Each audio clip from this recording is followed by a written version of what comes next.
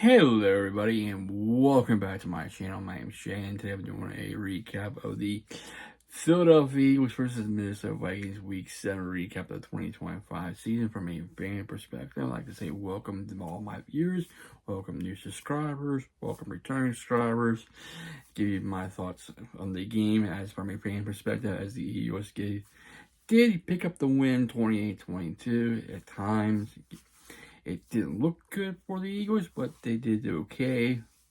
Give you my thoughts on it. I watched the whole thing. I didn't quite watch the whole thing. I caught it right there, but late in the first quarter, the Eagles were up 7-0. So they did force Carson Wentz, the forward Eagles quarterback, a couple of turnovers. It was basically 14-3, then came 14-6, and 14-9. Eagles didn't do too whole lot until later on, they got touchdowns by a deep pass to Hurts to Devontae Smith made 21-9. Then later on, Vikings did answer back. It was kind of one of those days where Jalen Hurts had a good day. They did pretty good pass protecting. They did give up a couple of sacks, but Jones had a perfect rating. Completed a lot of passes, very efficient. Didn't turn the ball over. Had 3 touchdowns in the whole game. He was great, but the only concern I have is the Eagles' lack of running the football. The offensive line is still having to give Barkley a lot of holes. He's been usually stuffed. Occasionally he'll break a 6-7 yard run, but I can tell he's frustrated with that. But it is what it is. But I'm happy the Eagles did get the victory against the Vikings. The Vikings did get some yards on the Eagles, but the Eagles did hold them to basically mostly field goals, but 2 of the touchdowns by the Vikings did get called back. One was a hold on the Vikings that didn't give a touchdown. The other one was an incomplete pass, which that's still like questionable. They were looking at, because I thought for sure it's a touchdown. It's a touchdown, but how they say the ball was moving, kind of turning, and when it hit the ground, it looked like he let go of it, kind of let go, but it's hard to see. But to me, it looks like a touchdown to me. But they reversed it. They didn't get the touchdown on that one, so eventually, Eagles hold. Vikings got close again, but the Eagles did hold on to AJ Brown, broke out. I just like to clarify that some people wonder if he's up for trade. No, he's not up for trade, because after this performance, they're not trading him. He did his job. Devontae Smith did his job. Jalen Hurts did his job. Offensive line did okay. We did lose Cam Jurgens for the game. Brandon Tolt did okay. Replacing him, but there's some things that need to be improved. I mean, they still need to get the running game going, in my opinion. Get Saquon. Hopefully, we'll see him break one of these times. But it's due. It is due. We have seen him catch a receiving pass. We've seen him get in the end zone before. We haven't seen him break the big break. We see him run for 7-8 yards, type of deal. But eventually it's going to happen. But the Eagles did get pressure to Carson Wentz. They did a pretty good job containing Justin Jefferson, but Addison, the receiver, came to play. They did force Carson Wentz to throw a couple picks, but it was basically Minnesota Vikings with the missed opportunities and not getting in the end zone a couple of times. Eagles, holding mostly the field goals, and they got a touchdown. But pretty good day for the Eagles defense. Not too bad, but they still need some help. But they are going to get some help this week, which is a big news. It started talking about it on Sunday a little bit, but now it's going to be official, supposedly maybe tomorrow. Eagles, a legend, former player, coming out of retirement, most game by an Eagle. Brandon Graham is coming back for another go around. He is coming out of retirement. He is coming out of retirement, and he thinks he's got something left in the tank. So BG is coming back. The trash talk is coming back to football, but I don't know if he's going to be active for next game against the Giants. But I think he'll probably play maybe a little bit, but who knows? Maybe might save him to get him more football right, because this way he would get 2 weeks in of practice, because you got this week you don't have to play him this week. Maybe have him then you have the bye week. He get more in. That way he'd be ready to go for week 11, I do believe. Week 9. So week 9 or what is it? So yeah, week 10, I should say. But yeah, it's gonna be interesting to see him coming back.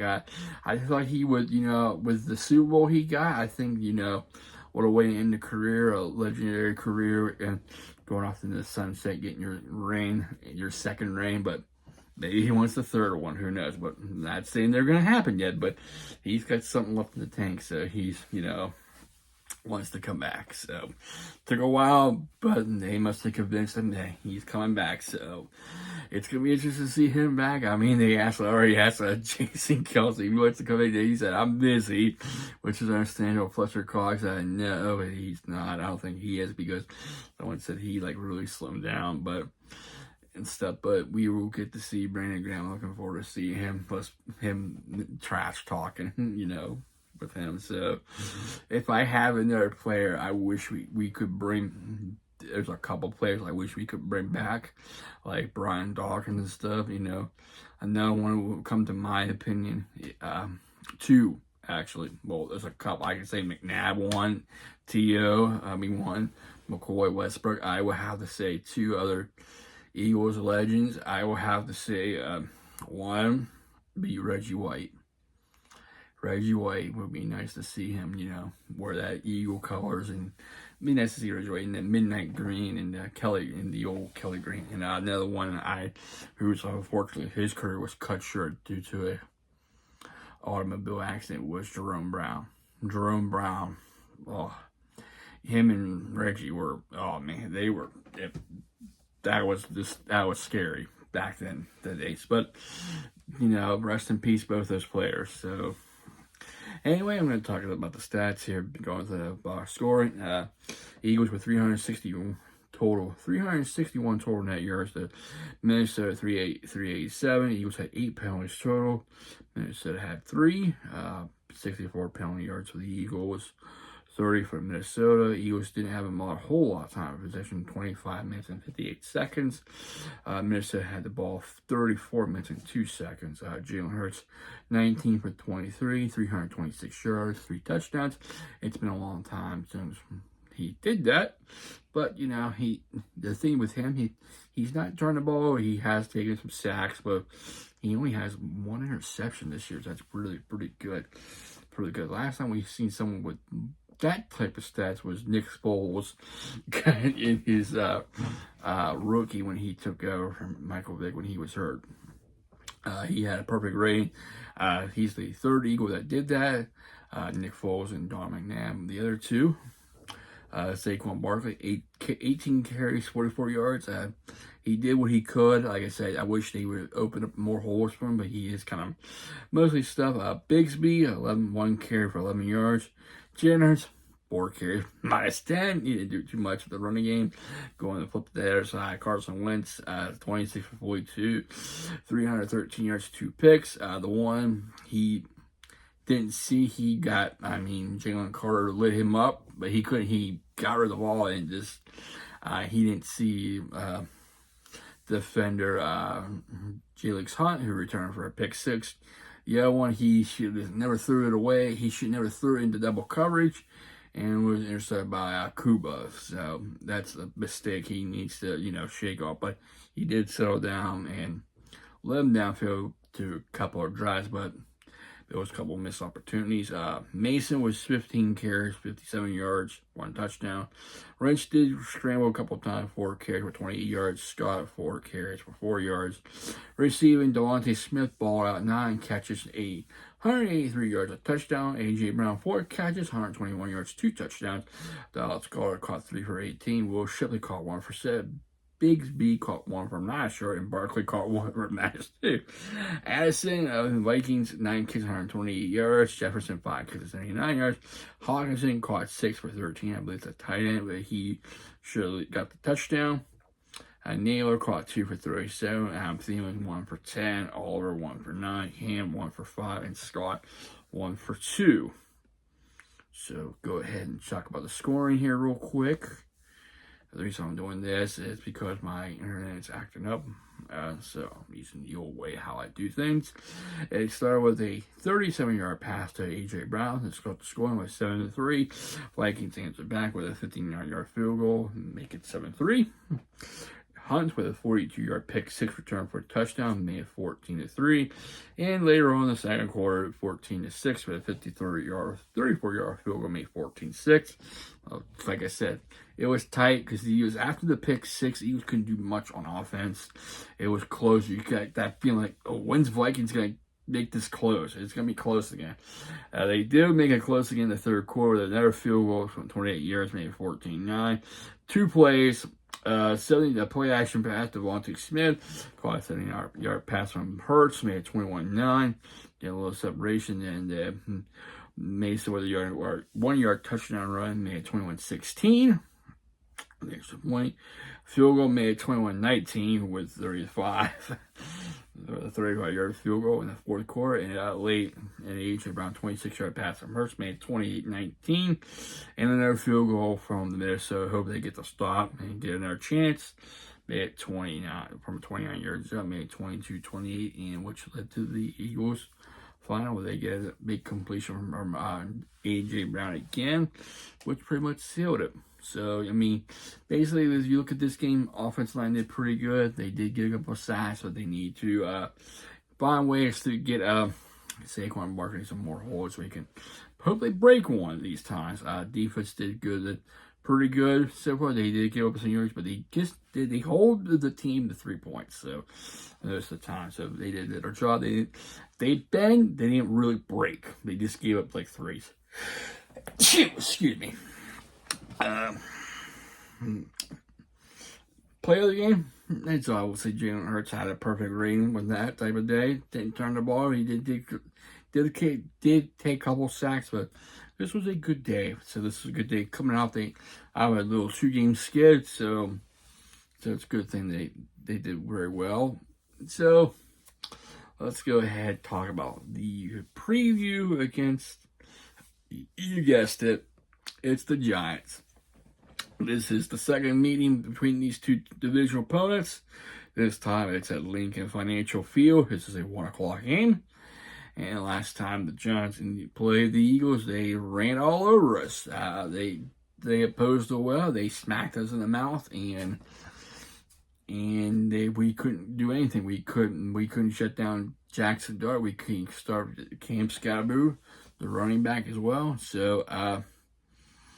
So we'll have to see. This will be the first time we'll be seeing the Eagles in their Kelly Greens. So looking forward to seeing that. But if I was Philadelphia, it's time to hit them back in the mouth and find a way. You have to shut down Cam Scatterboo. That is the running back for the Giants, the rookie running back. He's basically a power back. We need to find a way to shut him down. Do not let him get any. Keep him under. I say at least 50. Try to keep him under 50 yards. Jackson Dart, we have to find ways to get pressure on Jackson Dart and find ways to make mistakes. We can't let him pick us apart. We got to do a better job in coverage. And that's going to be the most factor. The Eagles need to do a better job of protecting Hurts, running the football. We did pretty good play action pass last with the Vikings, but this is the Giants. This is our divisional opponent. We need to find ways our receivers need to get open. Something like quick pass, like a slant, drag, halfback string. We have some blockers out there in front. Make it easy for our quarterback. But this one, I think with this team, it's going to be a different outcome, I do believe. But you can't cut them out. You just can't cut them out. I would say this one will come down to a 27-24 type of game. I think come down to the two of Jake Elliott making the winning field goal late in the game. So, like I said, you cannot count New York. This will be a good win for them to be put at 6-2, but you can't count them out. So, if we lose, we go to 5-3 in the bye. So, they'll keep them hanging around. But I don't think we need to be swept by the Giants. We need to split the series. So, it's a must. I say it's a must win because you got the next, after that, we got a tough stretch. We got Green Bay on Monday night, Sunday against Detroit. Another game, then Dallas. Then you have Chicago. You can't count them out.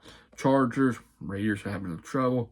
You have the Commanders, Buffalo, and Commanders again. So, tough stretch coming up soon, but we're getting close to the U.S. bye, which they'll get players rested, get back healthy. So hopefully then we'll see some players.